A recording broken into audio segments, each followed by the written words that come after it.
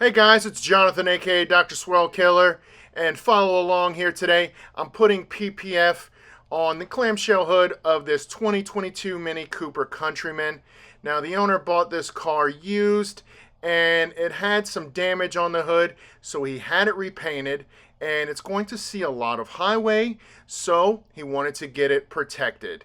As you can see, I have the headlight bezels removed along with the washer nozzles.